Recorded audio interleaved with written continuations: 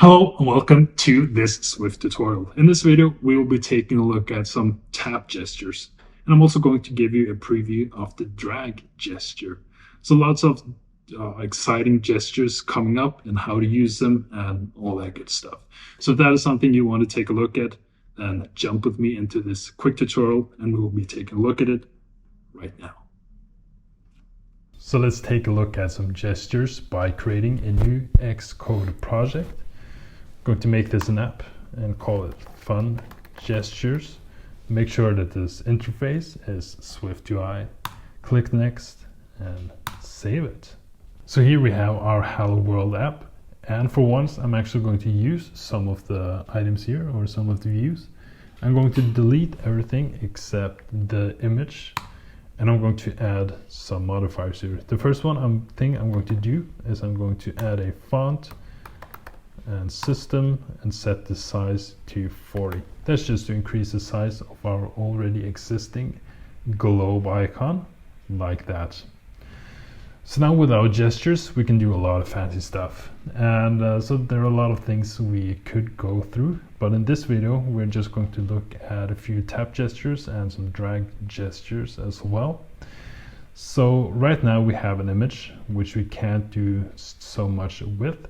So what we're going to do is we're going to try to add an on tap gesture. So let's type in on tap gesture, which will enable us to perform a certain action when the user taps our image. So we can print out tapped.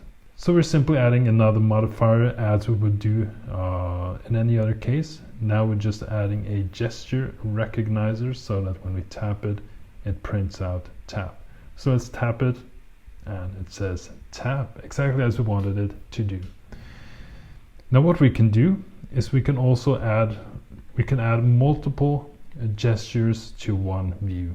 So instead of only on tap gesture, we can also add another one called long press gesture, on long press gesture.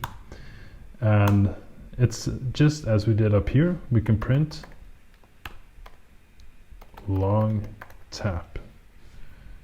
And we can try to print that out as well. Let's clear it out.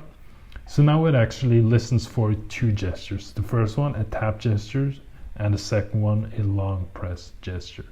So let's press it one more time, and it registered the tap. And let's try to hold it down, and it registered the long tap.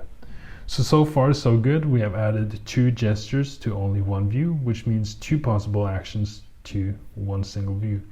Now, are there different things we can do? Yes, there are more. So let's try to explore another option. I'm just going to remove these now, and I'm going to add a drag gesture, which is simply or on drag.